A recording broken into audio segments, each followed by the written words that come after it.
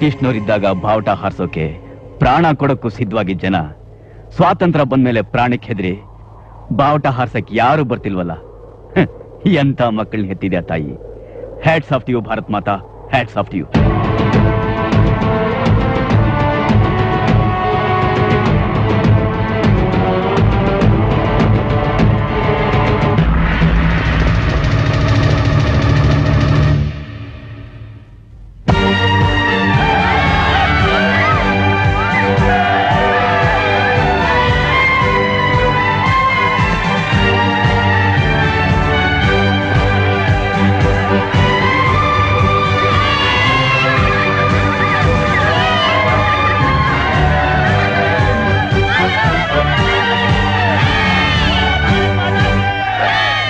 ಬಾವುಟ ಹಾರಿಸಬೇಕು. ಬನ್ನಿ ಸರ್. ಹಾ ಸಾಬ್, ಬನ್ನಿ ಸಾಬ್. ನಾನಾ? ನೋ.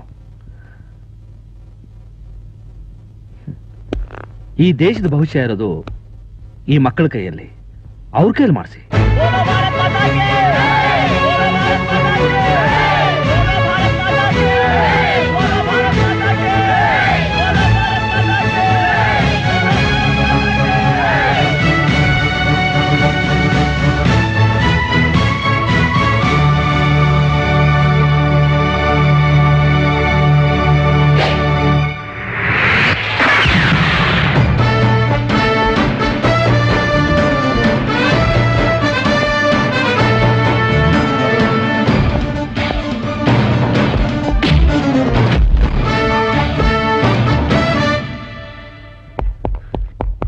ಯಜಮಾನ್ರೆ,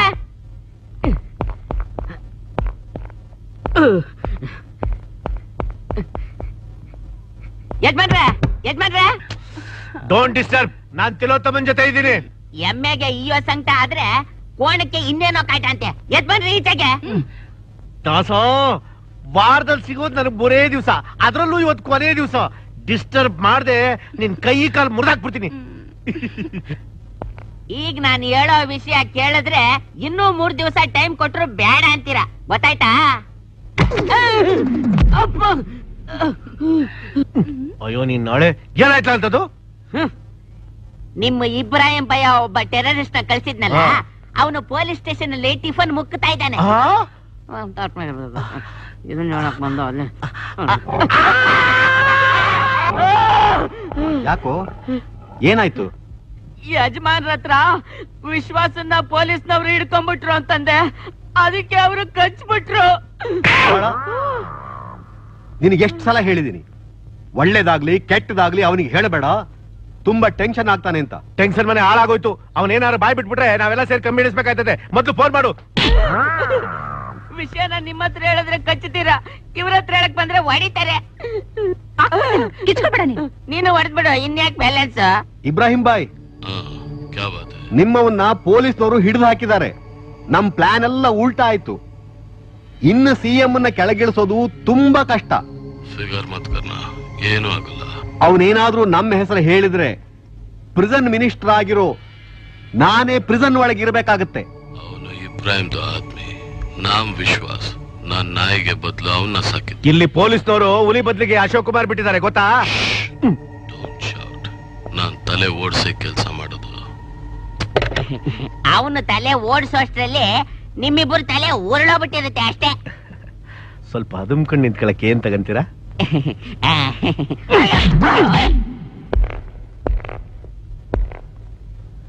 ಟಿಫನ್ ಏನಾದ್ರು ಮಾಡದ್ನಾ? ಬೇಡ ಅಂದ್ರೆ ಸರ್. ನೀನ್ ಯಾರಿಗೆ ಕೆಲಸ ಮಾಡು ಅಂತ ಹೇಳಿದ್ದು? ನೋಡು, ನಾನು ಎಲ್ರಾಗಲ್ಲ. Come on tell me. ನನ್ನ ಹೆಸರು ವಿಶ್ವಾಸ್. ಮಾಡೋದು ದೇಶದ್ರೋಹದ ಕೆಲಸ. ಹೇಳು, ಅವ್ರು ಯಾರು ಹೇಳು? ನನ್ನ ಹೆಸರು ಗೊತ್ತಾದ ಮೇಲೂ ನಾನು ಎಂಥವನು ಅಂತ ನಿನಗೆ ಗೊತ್ತಾಗ್ಲಿಲ್ವಾ?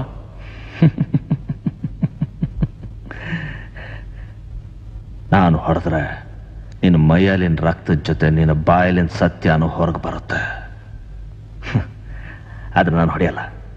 ಹೇಳು.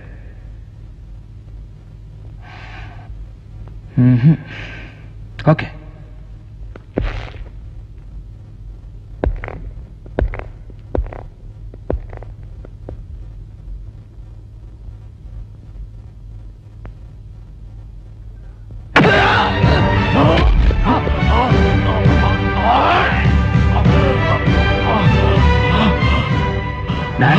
ಬ್ಯಾಗ್ ನನ್ನ ತಾಯಿ ತಾಗೆ ಅದನ್ನ ಸುಡ್ತೀಯ.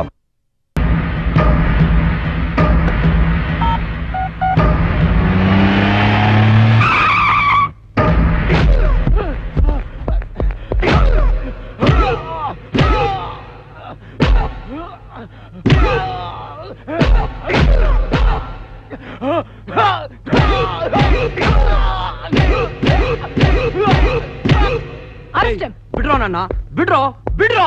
ಹೇ, ನಮ್ಮಪ್ಪಂಗ್ ಗೊತ್ತಾದ್ರೆ ಅಷ್ಟೇ. ಯಾರೋ ನಿಮ್ಮಪ್ಪ? Prison minister Nanjundaiah.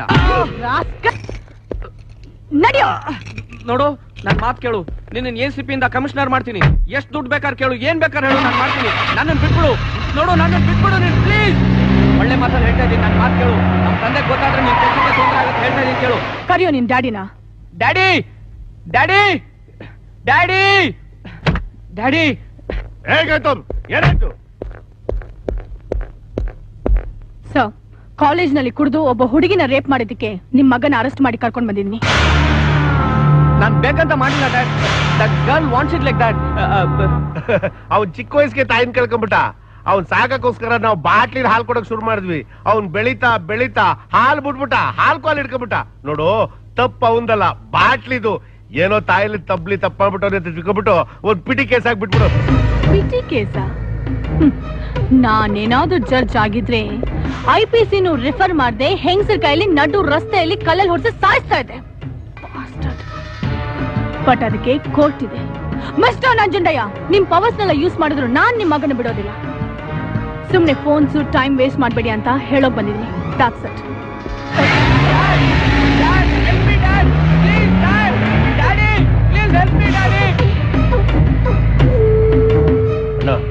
IG phone ತಿರ್ಸು. ಈಗಿಂದೀಗ ಅವಳನ್ನ ಎತ್ತಗಡೆ ಬಾರಿಸ್ಬಿಡೋಣ. ನೋ, ಮಗನ್ನ ಅರೆಸ್ಟ್ ಮಾಡಿದ್ರು ತಡೀದೆ ತಪ್ಪು ಮಾಡಿದವರಿಗೆ ಶಿಕ್ಷೆ ಆಗಬೇಕು ಅನ್ಕೊಂಡು ಪ್ರಿಸನ್ ಮಿನಿಸ್ಟ್ರು ಸುಮ್ಮನೆ ಇದ್ರು ಅಂತ ಜನ ಹೊಗಳ್ತಾರೆ. That is politics. ವಾದ ವಿವಾದಗಳನ್ನು ಪರಿಶೀಲಿಸಿದ ನಂತರ ಗೌತಮ್ನನ್ನು ಅಪರಾಧಿ ಎಂದು ಪರಿಗಣಿಸಿ IPC ಸೆಕ್ಷನ್ 506ರ ಪ್ರಕಾರ 7 ವರ್ಷಗಳ ಕಾಲ ಕಠಿಣ ಶಿಕ್ಷೆ ವಿಧಿಸಲಾಗಿದೆ. Well done madam, well done. Minister ಮಗ ಅನ್ನೋದನ್ನು ಕೇರ್ ಮಾಡದೆ ಕರ್ತವ್ಯನೇ ಮುಖ್ಯ ಅನ್ನೋ ಪೊಲೀಸ್ ಆಫೀಸರ್ ಇನ್ನೂ ನಮ್ಮ ರಾಜ್ಯದಲ್ಲಿ ಇರೋದನ್ನು ನೋಡಿ ತುಂಬಾ ಸಂತೋಷವಾಗ್ತಾ ಇದೆ. ಬರ್ಕೊಳ್ಳಿ, ಪ್ರೆಸ್ನವರೆಲ್ಲ ಬರ್ಕೊಳ್ಳಿ. ಕಮಾನ್ ಕಮಾನ್. ಟ್ರ್ಯಾಕು ಬೇರೆ ಕಡೆ ಓಡ್ತಾ ಇರೋಗಿದೆ. ಕಾಕಿ ಬಟ್ಟವ್ರು ಏನೋ ಅಂದಂಗಾಯ್ತು. ಟ್ರ್ಯಾಕು ಬೇರೆ ಕಡೆ ಓಡ್ತಾ ಇದೆ ಎಂದೆ. ಇದರ ಬಗ್ಗೆ ಮಾತಾಡಿ CM ಇಂದ ಈಕೆಗೆ ಬಹುಮಾನ ಕೊಡಿಸಬೇಕು ಅಂತ ತೀರ್ಮಾನ ಮಾಡಿದ್ದೀನಿ. ಬರ್ಕೊಳ್ಳಿ, ಇದನ್ನ ದೊಡ್ಡ ನ್ಯೂಸ್ ಮಾಡಿ ಹಾಕಿ. ಪಬ್ಲಿಸಿಟಿ ಸ್ಟಂಟ್ ಇದ್ದಾಗಿದೆ. ಏನಂದ್ರೆ? ಪಬ್ಲಿಸಿಟಿ ಸ್ಟಂಟು ಅಂದೆ. ಡ್ಯಾಡ್, ಡ್ಯಾಡ್,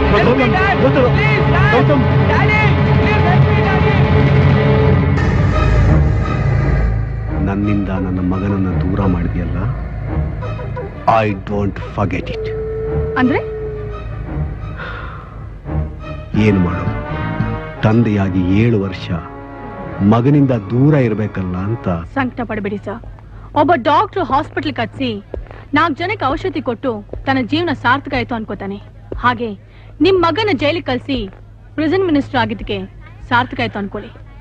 ಮೇಡಮ್ ಮೇಡಮ್, ಅಲ್ಲ ಬುಷಿ ಆಸಿಡ್ ಹಾಕಿದ್ದಾರೆ. ಏನು? ಎಲ್ಲಿ? ಜ್ಯೋತಿನ ಸಿಗು. ಓಹ್, ಈಗ ನಿನ್ ಜನ್ಮ ಸಾರ್ಥಕವಾಗೋಯ್ತಾ? ಕ್ಷತ್ರಿಯರಿಗೆ ಜೀವನ ಸಾರ್ಥಕ ಆಗೋದು ಶತ್ರುವನ್ನ ಕೊಂದಾಗಲಿ. ಇದು ಅದರ ಆರಂಭ.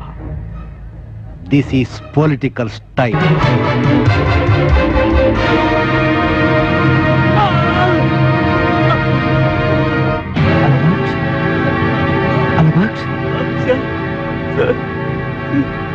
ಏನಾಯ್ತು? ನನ್ ಮಗಳ ಬರ್ತ್ಡೇಗೆ ಅಂತ ಬಟ್ಟೆ ತಗೊಳಕ್ ಹೋಗಿದ್ವಿ.